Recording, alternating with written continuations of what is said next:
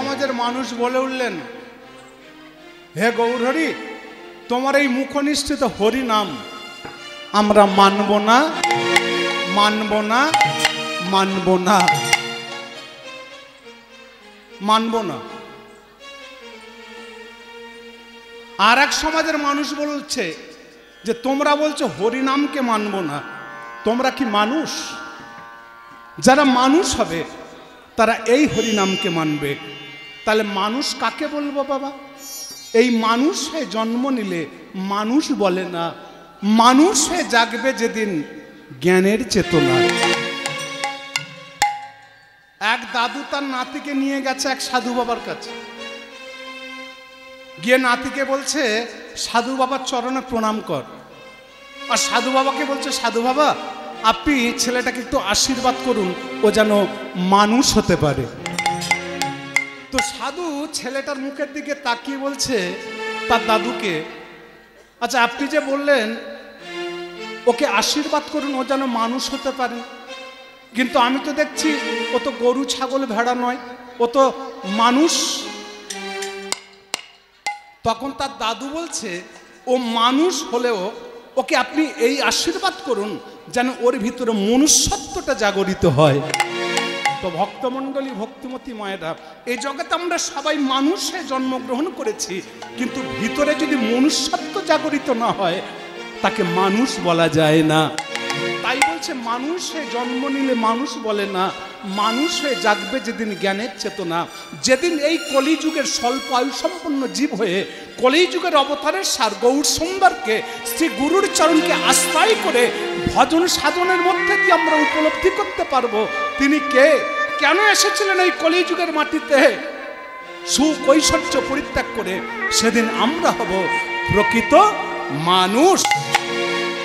তাই তিনি একা এলেন না কলিযুগে, সঙ্গে পারিষদবর্গকেও নিয়ে এলেন। কাকে? শ্রী অদ্বৈত নিত্যানন্দ।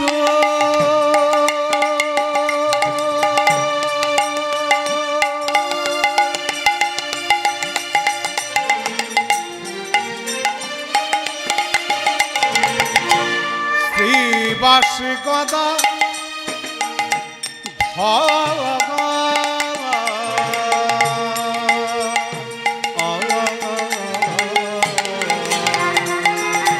শ্রী অদ্বৈত, শ্রী অদ্বৈত নিত্যানন্দ।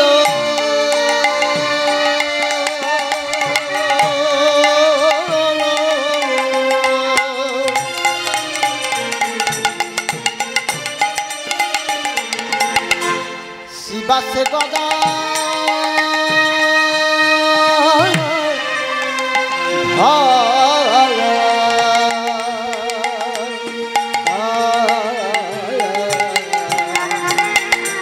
তারি মাঝে ওই না তারি মাঝে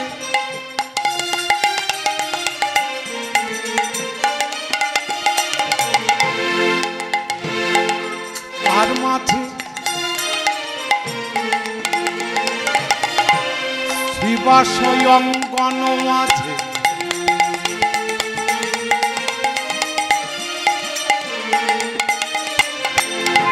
ভক্ত গণের মাঝে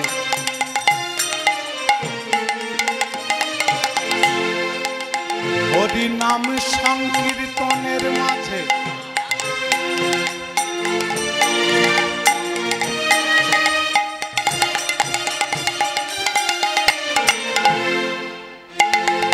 নাচে গামা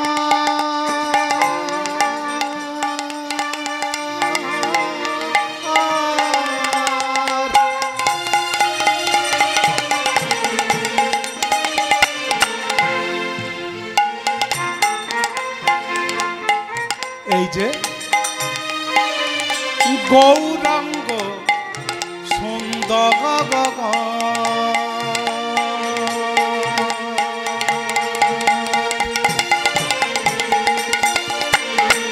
দেখো তারি মাঝে ওই না তারি মাঝে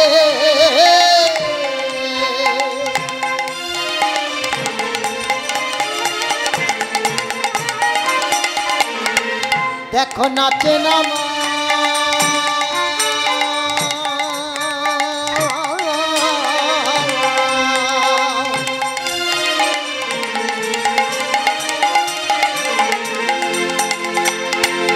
গৌরাঙ্গ সুন্দর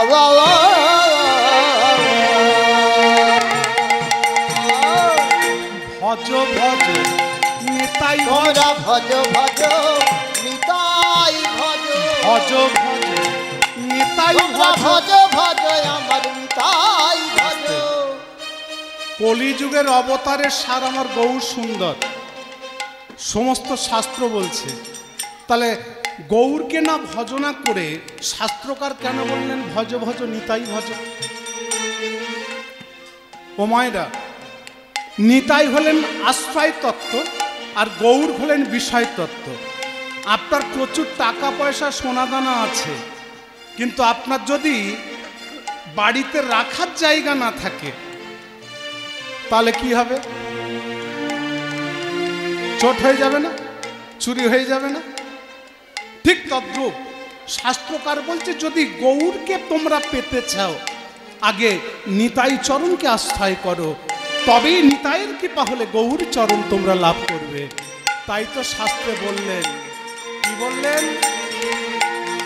ভজ ভজ নিতাই ভজ, নিতাই গৌর হরিব।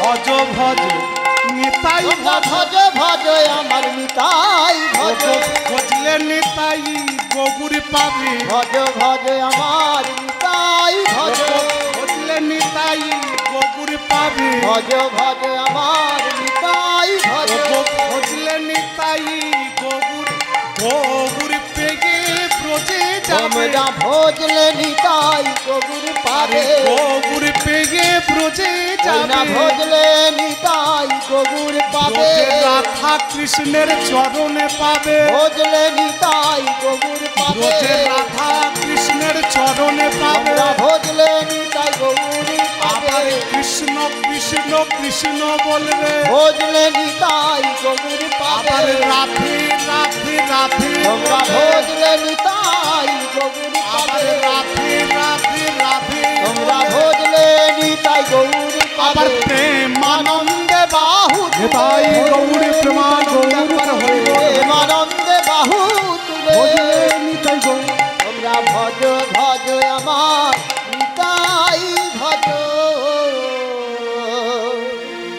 ও হে কৃপা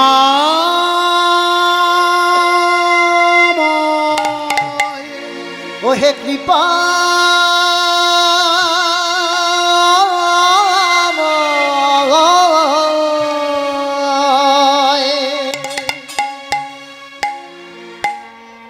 আস্তে মা,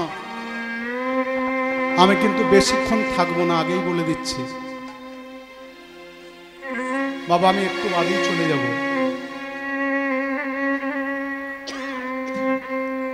কারণ একদিন দুই দিন নয় তো, দীর্ঘ 13টা বছর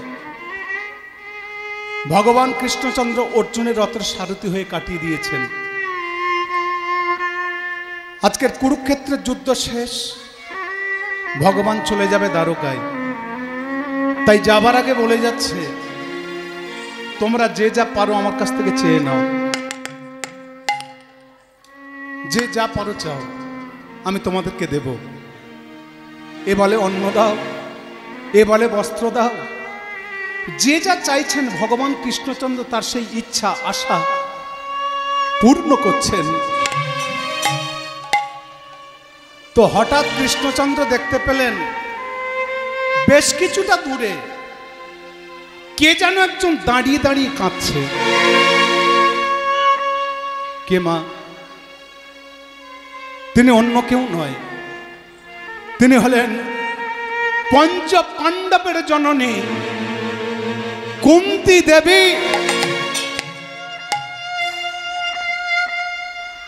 তাড়াতাড়ি করে কৃষ্ণচন্দ্র কুন্তী দেবীর কাছে এসে হাত দুটো জোড়ো করে বলছে, আস্তে, পিসিমা তুমি কাঁদছো কেন পিসিমা? যেই না কথাটা বলেছে মা, কুন্তী দেবী আরো টুকরে টুকরে কেঁদে উঠেছে।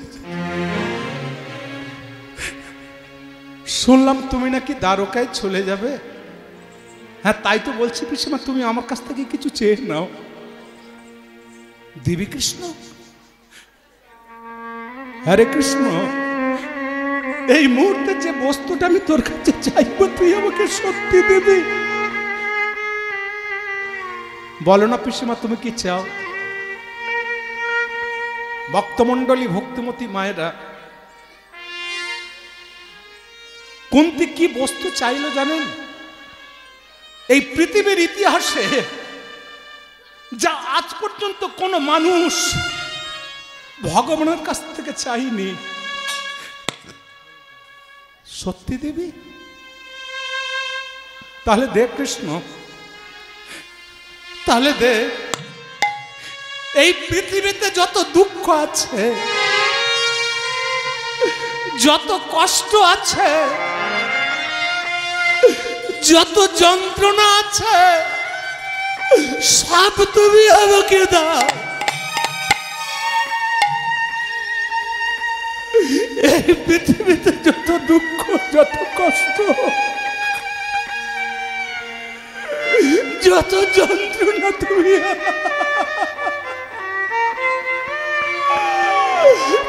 আমাকে দাও।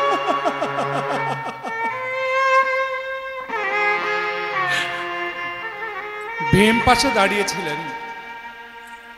ভীম হঠাৎ বলে উঠলেন, মা এ তুমি কি চাইলে? মা এ তুমি কি চাইলে? সামান্য একটু জায়গার জন্য আমরা ভাই ভাই কত মারপিট করেছি মা। সামান্য একটু শান্তির জন্য আমরা কত বনে বনে ঘুরে বেড়িয়েছি মা। আজকের কুরুক্ষেত্রের যুদ্ধ শেষ, ধর্মরাজ যুধিষ্ঠির হস্তিনার রাজা হবে। আমি তো ভেবেছিলাম সংসার থেকে দুঃখ চলে গেল, কষ্ট চলে গেল, আমরা আনন্দে থাকবো, শান্তিতে থাকবো। তা না, তুমি কিনা সকার কাছে দুঃখ চাইলে, কষ্ট চাইলে। কেন মা, কেন তুমি দুঃখ চাইলে? ওরে ভীম, আমি যে কেন দুঃখ চাইলাম এ কথার মানে তুই বুঝতে পারবি না, কিন্তু কৃষ্ণ বুঝতে পারছে মা, কৃষ্ণ বুঝতে পারছে। বলো না মা, তুমি কেন চাইলে? কেন চাইলাম জানিস? ওরে ভীম, এতদিন এই সংসারে দুঃখ ছিল বলে, এত কষ্ট ছিল বলে এই কৃষ্ণ তো আমাদের কাছে ছিল।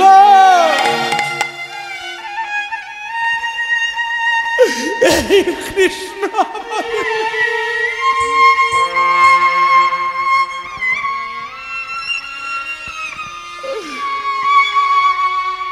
আমরা যখনই দুঃখ পেয়েছি, কষ্ট পেয়েছি, এই কৃষ্ণকে আমাদের কাছে পেয়েছি। আজকে কুরুক্ষেত্রের যুদ্ধ শেষ, তোরা মনে মনে চিন্তা করলি সংসার থেকে দুঃখ চলে গেল, কষ্ট চলে গেল, ধর্মরাজ যুধিষ্ঠির হস্তিনার রাজা হয়েছে, মহা আনন্দে তোরা থাকবি। কিন্তু ওরে, যে আনন্দের মাঝে, যে অনাবিল শান্তির মাঝে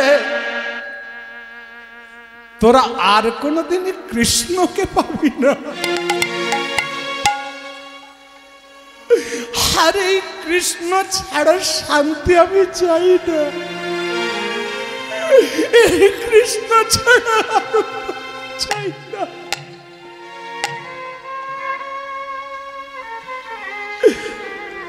কৃষ্ণকে জড়িয়ে ধরেছে। কৃষ্ণ, ও কৃষ্ণ, তুমি তুমি আবার আমাদের বনে নিয়ে চলো, আবার আমাদেরকে দুঃখ দাও, আবার আমাদেরকে কষ্ট দাও। দুঃখ থাকলে, কষ্ট থাকলে আমি তো তোমাকে পাবো কৃষ্ণ।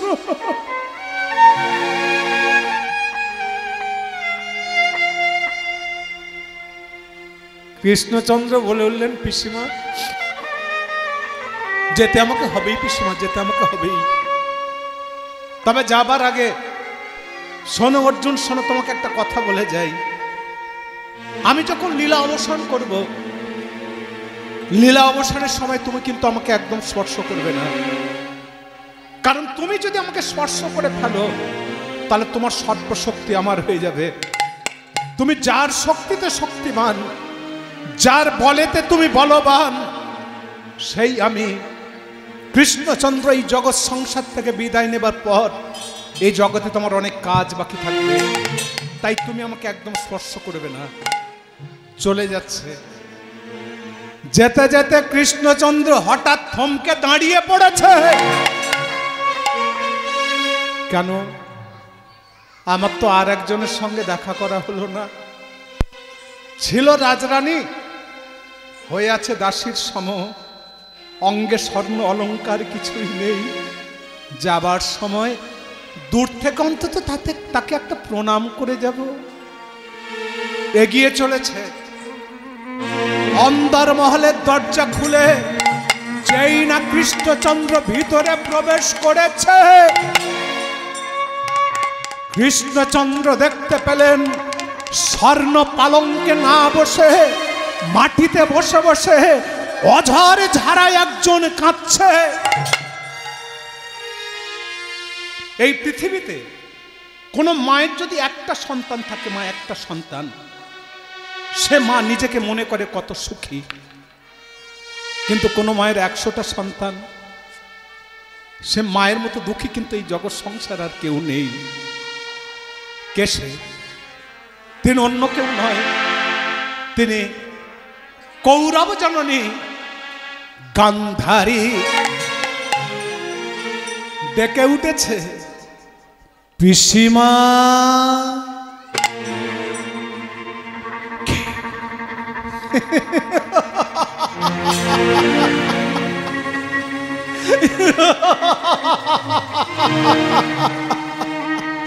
আমি মা, আমার কোল থেকে 100টা সন্তান মারা যাবার পরও তোমরা আমাকে মা বলে ডাকছো। আমি কলঙ্কিনী, আমি সন্তান হারা জননী, আমাকে তোমরা কেউ মা বলে ডেকো না। কে তুমি? আমি হলাম শ্রী কৃষ্ণ। বলার সঙ্গে সঙ্গে চোখের বাঁধনটাকে খুলে ফেলেছে। মাগো, যে বিয়ের পর থেকে স্বামীর মুখখানাকে কোনোদিন ভালো করে দেখেনি, সন্তানদের মুখগুলোকে কোনোদিন ভালো করে দেখেনি, স্বামী জন্ম অন্ধ ছিল বলে, স্বামীর ধর্মকে নিজের ধর্ম মনে করতে বলে সর্বদাই গান্ধারী চোখে কাপড়ে বেঁধে রাখতো। যেই বলেছে আমি কৃষ্ণ, বলার সঙ্গে সঙ্গে চোখের বাঁধনটাকে খুলে ফেলেছে। আমি একলা কৃষ্ণকে দেখব, আমি নির্জনে কৃষ্ণকে দেখব। এত শক্তি পেল কোথা থেকে যে অর্জুনের রথের সারথি হয়ে আমার একটা নয়, দুটো নয়, আমার কোল থেকে 100টা সন্তানকে মেরে ফেলে দিয়ে আবার এই কৌরব বংশটাকে ধ্বংস করে দিয়ে গেল।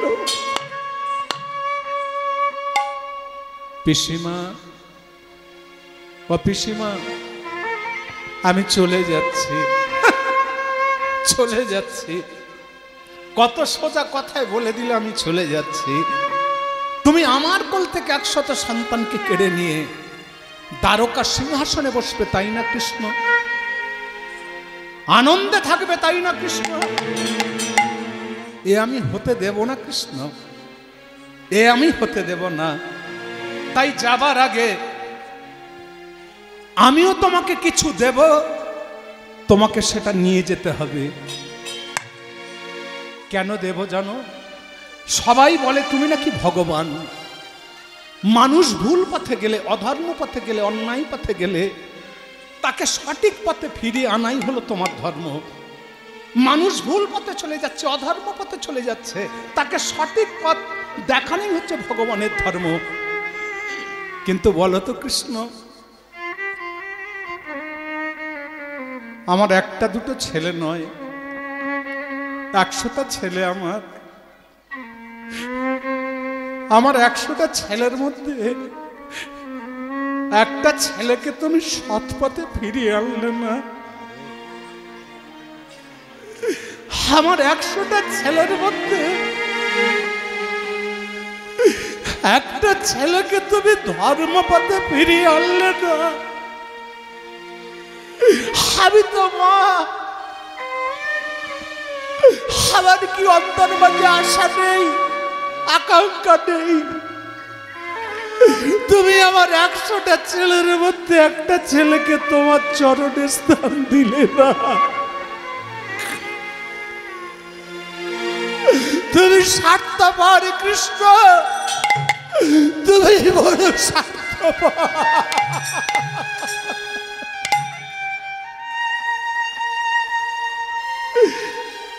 আমি ছুটে গিয়েছিলাম ওই কুরুক্ষেত্র রণাঙ্গনের মাটিতে, হাতে একটা মশাল নিয়ে আমি আমার মৃত সন্তানদের দেহের উপর পা রেখে খুঁজে বেড়েছিলাম। ওই কুরুক্ষেত্র রণাঙ্গনের মাটিতে আমার অতি আদরের সন্তানটাকে কোলের মধ্যে তুলে নিয়ে আমি তার বদন পানে তাকিয়ে দেখেছিলাম, তুমি আমার সন্তানগুলোকে এত অপরাধী সাজালে, তাদের নরকে স্থান হলো। তুমি কিন্তু এই কুরুক্ষেত্র রণাঙ্গনের মাটিতে আমার সন্তানগুলোকে মৃত্যুদণ্ড দিতে পারতে, কিন্তু তুমি, আমি যাকে সব থেকে বেশি ভালোবাসতাম তাকে কিন্তু এই কুরুক্ষেত্র রণাঙ্গনের মাটিতে মৃত্যুদণ্ড দিলে না। কারণ যুদ্ধের আগে স্বয়ং ব্যাসদেব ঘোষণা করেছিল, যারা কুরুক্ষেত্র রণাঙ্গনের মাটিতে মৃত্যুবরণ করবে তারা সশরীরে স্বর্গে যাবে। কিন্তু আমি যাকে সব থেকে বেশি ভালোবাসতাম, আমার প্রাণের সুযোধনকে তুমি কুরুক্ষেত্র রণাঙ্গনের মাটিতে মৃত্যু দিলে না। তার মৃত্যু দিলে কৃষ্ণ দৈপায়ন হ্রদের তীরে তুমি ছলনা করে তাকে নরকে পাঠিয়েছ। কৃষ্ণ, আমি ছুটে গিয়েছিলাম আমার অতি আদরের সন্তানটাকে কোলের মধ্যে তুলে নিয়ে, আমি তার মুখপানে তাকিয়ে বলেছিলাম, সুযোধন,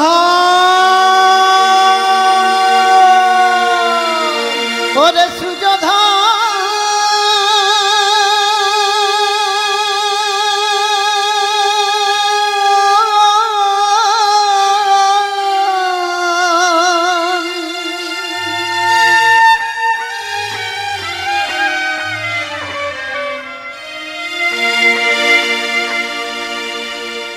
বলিও রে আমার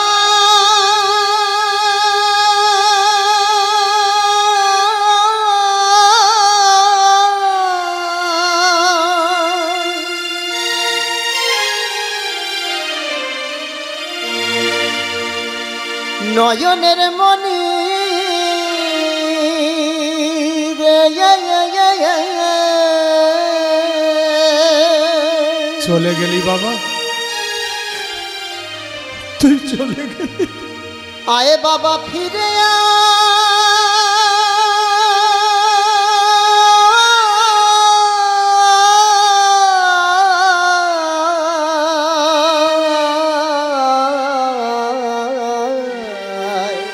আমি যে তোকে বড় ভালোবাসতাম বাবা। ওরে এ জীবনে আর আমার বড় ভালো মা বলিবা আরে যে কেহ না রে, কেউ নেই বাবা, আমার কেউ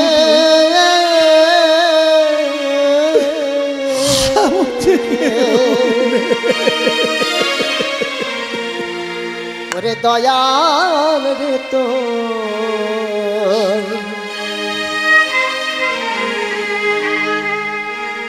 এই কি বিচারে রে দয়াল রে তো এই কি বিচারে ওরে আমার নয়নের মনি রে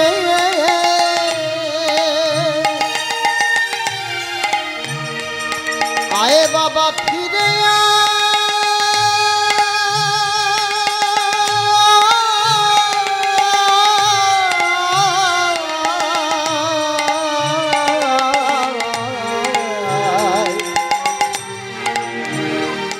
ওরে আমার যে মা বলি বারা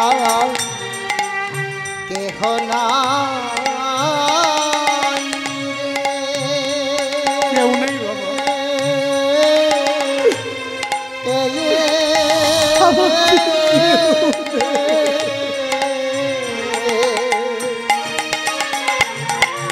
ওরে আমায় একবার মা বলে যা আমায় একবার মা বলে ওরে আমায় একবার মা বলে যা যে মুখে তুই আদর করে ডাকতিস মা বলে সেই মুখে তুই আর কোনো দিন ডাকবি না যে মুখে তুই আদর করে ডাক না বাবা ডাকতিস মা বলে আমি তো তোর মারে সেই মুখে তুই আর কোনো দিন ডাকবি না মা বলে দয়াল রে তো এই কি বিচার রে ওরে সুযোধনে জয়ে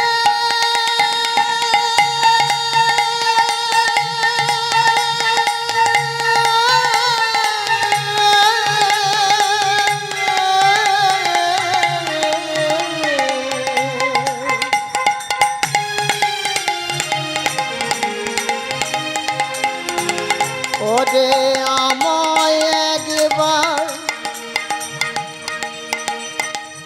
মা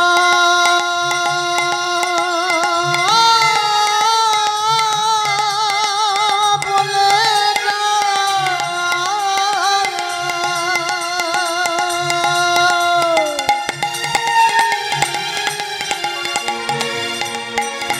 বলি ওরে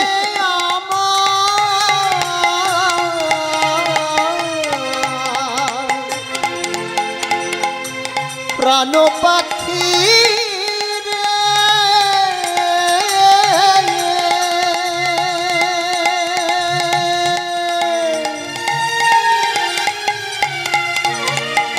ওরে তুই ছাড়া যে এ জীবনে আমার যে আর মা বলিবার ধান আর কেউ না বাবা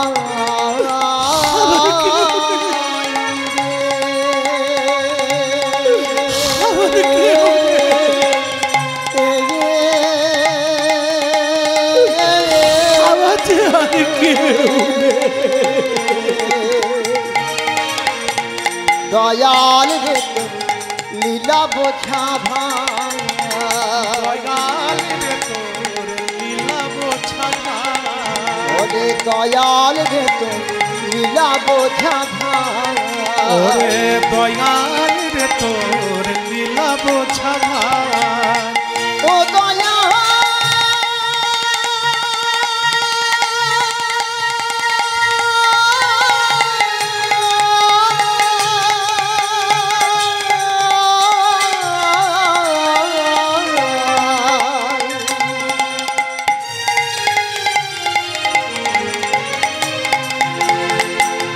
গো দয়া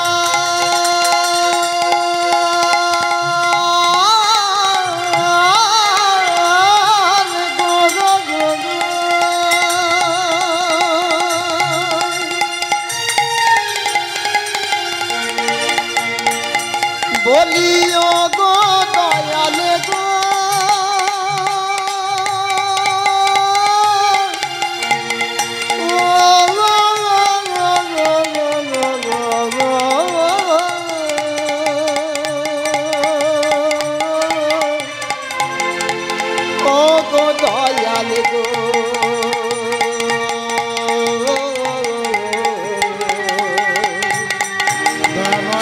দয়াল রে তোর লীলা বোঝা ভার দয়াল রে তোর লীলা বোঝা ভার দয়াল রে তোর লীলা বোঝা ভার ওরে দয়াল রে তোর লীলা বোঝা ভার ওরে দয়াল রে তোর লীলা বোঝা ভার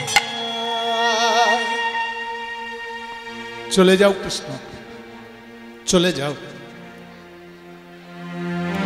তবে যাবার আগে যে তুষের আগুন তুমি আমার বুকের ভেতর জ্বালিয়ে দিয়ে যাচ্ছ কৃষ্ণ, আমার কোল থেকে 100 সন্তানকে কেড়ে নিয়ে যে আগুন তুমি আমার বুকের ভেতর জ্বালিয়ে দিয়েছ, আমি তোমাকে ছাড়বো না কৃষ্ণ, আমি তোমাকে ছাড়বো না। আমি যদি সতী নারী হয়ে থাকি, যদি স্বামী সেবা করে কিছু পুণ্য অর্জন করে থাকি, তাহলে শোনো কৃষ্ণ, এই কুরুক্ষেত্র রণাঙ্গনের মাটিতে দাঁড়িয়ে তুমি যেমন করে আমার কোল থেকে 100 সন্তানকে কেড়ে নিয়ে এই কৌরব বংশটাকে ধ্বংস করে দিয়ে যাচ্ছ, ঠিক তেমনি করে আমারই অভিশাপে তোমারই চোখের সামনে তোমার 56 কোটি যদু বংশ হবে ধ্বংস, হবে ধ্বংস, হবে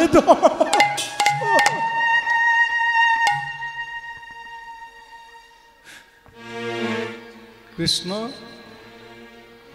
ও কৃষ্ণ, আমি তোমাকে অভিশাপ দিলাম,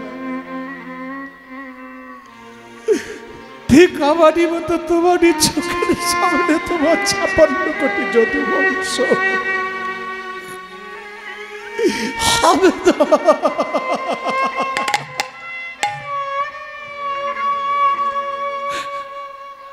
পিসিমা, ও পিসিমা, তুমি কাঁদছো কেন পিসিমা? এই অভিশাপ দিয়ে তোমার মনে শান্তি হয়নি, তাহলে কাঁদছো কেন? জানো পিসিমা, যাবার সময় ভেবেছিলাম দূর থেকে তোমাকে অন্তত একটা প্রণাম করে যাব, কিন্তু সেই প্রণামটা এখন আর আমি করতে পারবো না। তুমি আমাকে অভিশাপ দিয়েছ, তোমার অভিশাপে আমারই চোখের সামনে আমার 56 কোটি যদু বংশ হবে ধ্বংস।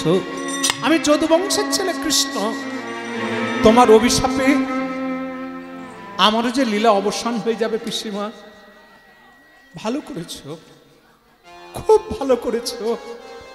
তাই তোমার সেই অভিশাপকে মস্তকে ধারণ করে আমি দ্বারকার পথে ফিরে চললাম। তুমি সুখে থেকো, তুমি ভালো থেকো। ভক্তমণ্ডলী, ভক্তিমতী মায়েরা, এই গান্ধারীর অভিশাপে কিন্তু কৃষ্ণচন্দ্রের চোখের সামনে তার 56 কোটি যদু বংশকে হারাতে হয়েছিল।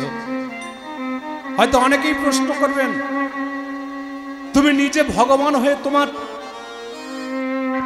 বংশকে তুমি রক্ষা করতে পারলে না? ভগবান চেষ্টা করেছিল, কিন্তু শাস্ত্রে একটা কথা কি আছে জানেন? চোরায় না শোনে কবু ধর্মের কাহিনী। চোরা যদি সাধুর কথা শুনতো, ধর্মের কথা মানত, তাহলে কিন্তু চোরের কিন্তু আর চুরি করার ইচ্ছা জাগতো না। ভগবান কৃষ্ণচন্দ্র বলেছিলেন, তোমরা যে অন্যায় করেছো, অপরাধ করেছো, কি আর করবে? ওই মসুল টুকরুটুকু প্রবাসের জলে পাথরের মধ্যে সম্পূর্ণরূপে ঘষে বিলীন করে দাও। কিন্তু ধৈর্য যে বড় কম, কিছুটা ঘষে বিলীন করলেন আর বাদ বাকি অংশ প্রবাসের জলে ফেলে দিলেন। এ কথা আমরা সবাই জানি। আর গান্ধারীর অভিশাপে ভগবান কৃষ্ণচন্দ্রকে পূর্ব প্রতিশ্রুতি পালন করতে জরা ব্যাধের হাতে তাকে মৃত্যুবরণ করতে হয়েছিল। তাহলে পাপ বাপকেও ছাড়ে না। ব্যথা দিলে, আঘাত দিলে, মানুষকে মিছিমিছি কষ্ট দিলে সেই কষ্ট, আঘাত আপনাকেই সহ্য করতে হয়। তাই কৃষ্ণচন্দ্র বলে উঠলেন, তুমি সুখে থেকো, ভালো থেকো। এমন সময় উদ্ধব রথখানাকে এনে দাঁড় করিয়েছে। প্রভু এসেছে উদ্ধব, চলে এবার দ্বারকায় ফিরে যাই। উদ্ধব বলে উঠলেন, প্রভু গো, দুঃখ শুধু আমার একটাই, তুমি যাদের জন্য এত কিছু করলে, যাবার সময় গান্ধারী তোমাকে ছেড়ে কথা কইল না। গান্ধারী তোমাকে তীব্র অভিশাপ দিয়েছে। যেই না বলেছে গান্ধারী অভিশাপ দিয়েছে, কৃষ্ণচন্দ্র বলে উঠলেন, উদ্ধব ও নিয়ে তুমি ভেবো না, যা হবার তা হয়ে গেছে, চলো এবার দ্বারকায় ফিরে যাই। তাই চলো প্রভু, তাই চলো, এবারে চলো প্রভু দ্বারকা ভবনে। এবারে চলো প্রভু দ্বারকা ভবনে। এবারে চলো প্রভু দ্বারকা ভবনে। ও এবারে চলো প্রভু দ্বারকা ভবনে।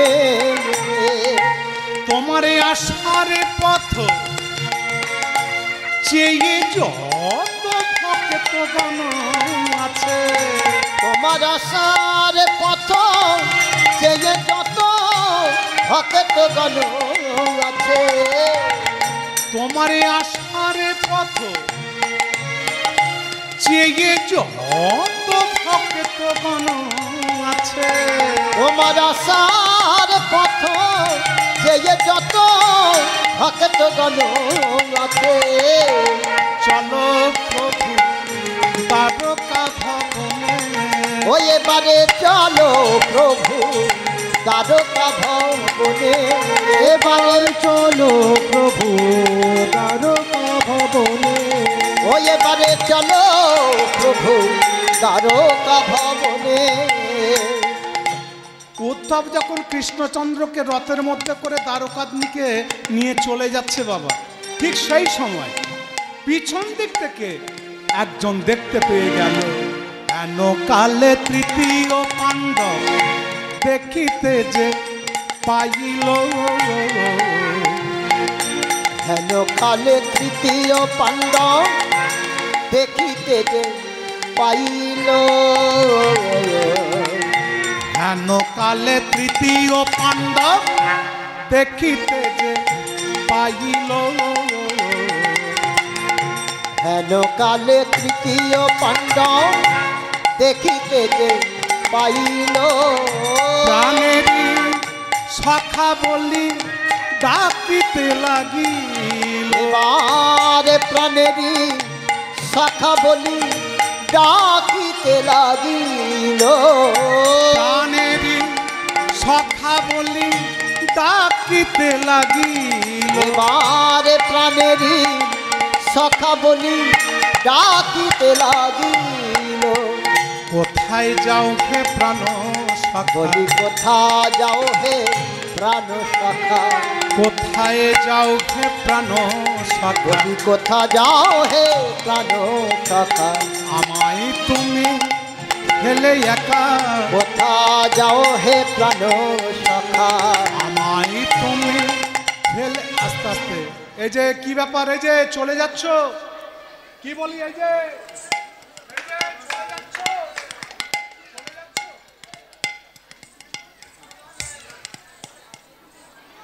না না, আপনাকে বলিনি, আপনি যান।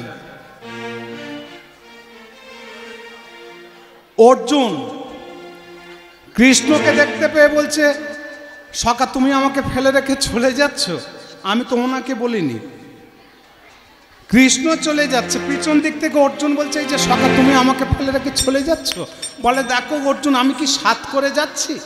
আমি তোমাদের জন্য এত কিছু করলাম, কিন্তু যাবার সময় গান্ধারী আমাকে ছেড়ে কথা কইল না। গান্ধারী আমাকে তীব্র অভিশাপ দিয়ে দিয়েছে। যেই বলেছে গান্ধারী আমাকে তীব্র অভিশাপ দিয়েছে, অমনি অর্জুন বলে সখা আমাকেও তো এক্ষুনি একজন অভিশাপ দিয়েছে। বলে তোমাকে আবার কে অভিশাপ দিল অর্জুন? না সখা আমাকে অভিশাপ দিয়েছে গঙ্গা। গঙ্গা ভগবানের পাদপদ্ম থেকে যার সৃষ্টি। আচ্ছা অর্জুন, গঙ্গা তোমাকে কি বলে অভিশাপ দিয়েছে? না সখা গঙ্গা আমাকে অভিশাপ দিয়েছে আমার ছেলের হাতে নাকি আমার মৃত্যু হবে।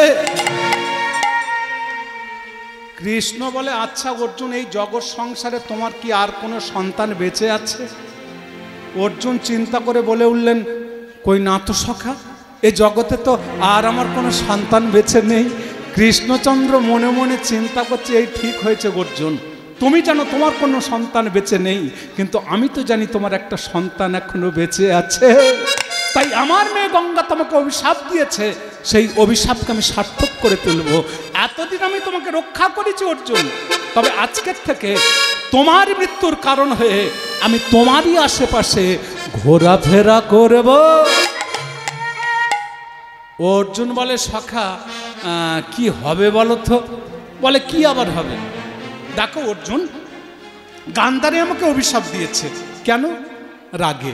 মা তো রাগ সহ্য করতে পারেনি, তাই আমাকে অভিশাপ দিয়েছে। তা গঙ্গাও তোমাকে অভিশাপ দিয়েছে রাগে। ভক্তমণ্ডলী, ভক্তিমতী মায়েরা, গঙ্গা অর্জুনকে অভিশাপটা কেন দিল? ধর্মরাজ যুধিষ্ঠির অশ্বমেধ যজ্ঞ করেছেন। অশ্বমেধ যজ্ঞের অশ্ব ছেড়ে দিয়েছে। ছুটতে ছুটতে ওই অশ্বমেধ যজ্ঞ অশ্ব মহিষ্মতিপুরে নীলধ্বজ রায় নামে একজন রাজা ছিলেন, যার একটা মাত্র সন্তান নাম প্রবীর, একটা মাত্র কন্যা যার নাম হলো সাহা। ওই প্রবীর জলক্রীড়া করতে করতে ওই অশ্বমেধ যজ্ঞের অশ্বখানাকে দেখতে পেয়ে ধরে ফেলে। সংবাদটা পৌঁছে যায় ধর্মরাজ যুধিষ্ঠিরের কাছে। ধর্মরাজ যুধিষ্ঠির তখন অর্জুনকে ডেকে পাঠালেন এবং ওই অশ্বমেধ যজ্ঞের অশ্বখানাকে ছাড়িয়ে আনার জন্য অর্জুনকে পাঠালেন মহিষ্মতিপুরে। অর্জুন সৈন্য সামন্ত নিয়ে ওই অশ্বমেধ যজ্ঞের অশ্ব যখন ফিরিয়ে আনতে গেলেন, নীলধ্বজ রায়ের সন্তান, একমাত্র সন্তান প্রবীর কিছুতেই অশ্বমেধ যজ্ঞের অশ্ব ছাড়বেন না। শুরু হয়ে গেল অর্জুনের সৈন্য সামন্তের সঙ্গে প্রবল যুদ্ধ। কেউ কাউকে মারতে পারছে না। হঠাৎ এই যুদ্ধকালীন মুহূর্তে অর্জুনের প্ররোচনায় অর্জুনের সৈন্য সামন্তের হাতে নীলধ্বজ রায়ের একমাত্র সন্তান প্রবীরের মৃত্যু ঘটল। নীলধ্বজ রাজা তিনি যুদ্ধে পেরে উঠবেন না চিন্তা করে অর্জুনের কাছে বশ্যতা স্বীকার করে অশ্বমেধ যজ্ঞের অশ্ব ফিরিয়ে দিলেন। কিন্তু এটা মেনে নিতে পারলেন না নীলধ্বজ রায়ের স্ত্রী, যার নাম ছিল জনা। তিনি স্বামীর সামনে আছড়ে পড়লেন, স্বামী এ তুমি কি করেছো? যে আমার গর্ভের একটা মাত্র সন্তানের প্রাণ নাশ করেছে, তুমি যুদ্ধ করো, আমি পুত্র হত্যার প্রতিশোধ চাই। অসম্ভব, আমি কিছুতেই অর্জুনের সঙ্গে যুদ্ধ করতে পারবো না। ছুটে গেলেন নিজের ভাই উলুগ রাজার কাছে। উলুগ রাজাও যুদ্ধ করতে চাইল না, দিদিকে ভর্ৎসনা করে ওখান থেকে ফিরিয়ে দিলেন। ঘৃণায়, লজ্জায়, পুত্র শোক, শোকাতুরা জননী ওই জনা গুণমতী রমণী সহ্য করতে না পেরে পুত্র শোক জাহ্নবীর জলে আত্মঘাতী হলেন। যেই না নীলধ্বজ রায়ের স্ত্রী জনা প্রবীরের মা আত্মঘাতী হলেন জাহ্নবীর জলে, পতিত পাবনী মা গঙ্গা তিনি অমনি বলে উঠলেন, অর্জুন, কৃষ্ণচন্দ্র তোর রথের সারথি বলে তোর এত ক্ষমতা, এত সাহস, তুই আমার সন্তান ভীষ্মকে মেরেছিস। তাই এই মুহূর্তে আমি তোকে অভিশাপ দিলাম, একদিন তোর সন্তানের হাতে তোর মৃত্যু হবে।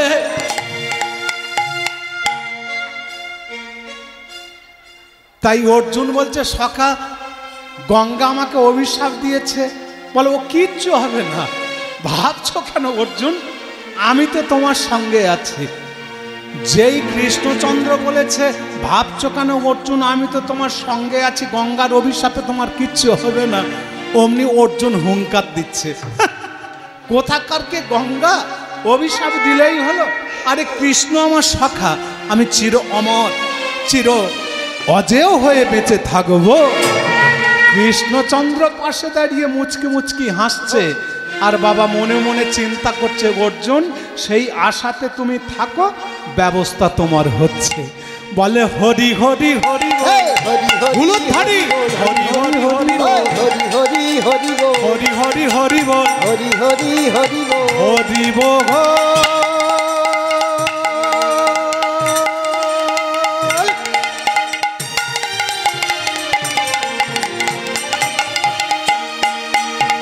হরি বল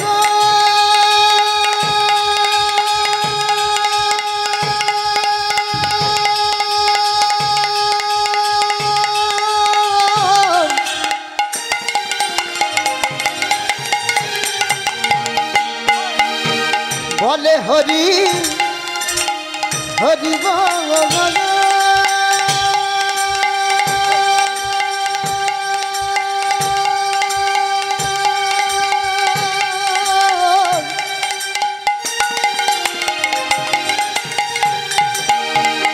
হরি বল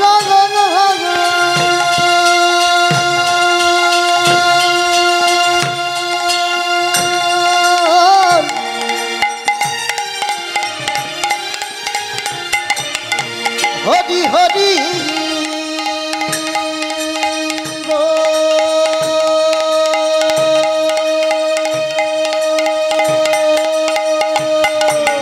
এই তো নামের মহিমা, এই তো নামের মহিমা, এই তো নামের মহিমা, বলি এই তো নামের মহিমা, যেজন ভজে সেই তো জানে, আবার এই তো নামের মহিমা, যেজন ভজে সেই তো জানে, এই তো নামের মহিমা, যেজন ভজে সেই তো জানে। এই তো নামের মহিমা, হরি বলো আরে সবে, হরি হরি তাই গৌর প্রমাণ, হরি বলো সবে, এই তো নামের মহিমা, ওগো এই তো নামের মহিমা,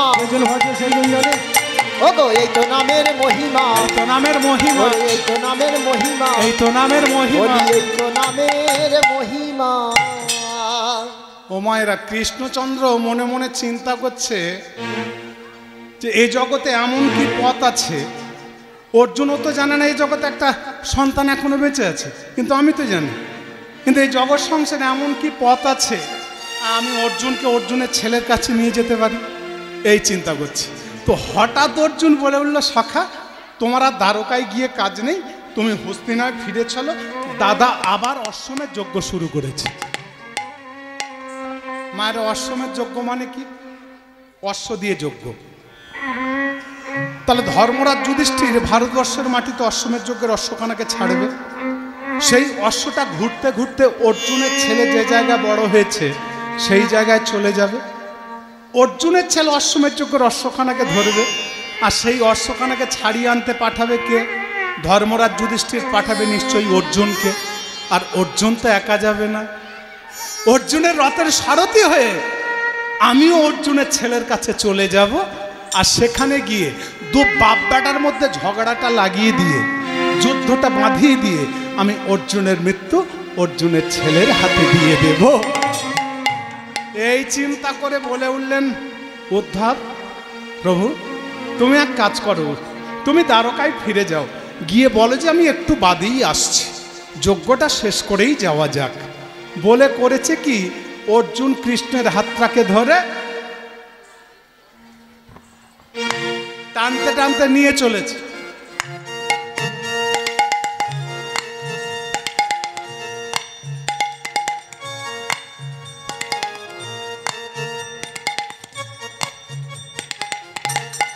কি ব্যাপার, গালে হাত কেন? না না, গালে আপনাকে বলিনি মা, কিছু মনে করবেন না। কৃষ্ণ গিয়ে দেখছে ধর্মরাজ যুধিষ্ঠির গালে হাত দিয়ে বসে আছে। বলে কি ব্যাপার ধর্মরাজ, গালে হাত কেন? না সখা আমি তোমার কথা ভাবছিলাম, গালে হাত দিয়ে যে কখন তুমি আসবে। বলে আমি তো এসে গেছি, আর গালে হাত নয়, গাল থেকে হাতটা নামাও। কিন্তু ব্যাপারটা কি? বলে ব্যাপার অন্য কিছু নয় সখা, আমি আবার একটা অশ্বমেধ যজ্ঞ করব। কৃষ্ণ বলে আমাকে কি করতে হবে? যদি তোমার অনুমতি পাই তাহলে আমি যজ্ঞের কাজ শুরু করতে পারি। কৃষ্ণ বলে ঠিক আছে, আমি অনুমতি দিলাম, তুমি যজ্ঞের কাজ শুরু করে দাও। কৃষ্ণের অনুমতি পেয়ে ধর্মরাজ যুধিষ্ঠির অশ্বমেধ যজ্ঞ করতে গেলে যা যা কিছু জিনিস লাগে, উপকরণ লাগে, সমস্ত উপকরণ জোগাড় করে অশ্বমেধ যজ্ঞের অশ্বখানাকে অতি সুসজ্জিত রূপে সাজিয়ে ভারতবর্ষের মাটিতে অশ্বখানাকে ছেড়ে দেওয়া হলো। অশ্ব চলেছে কেমন?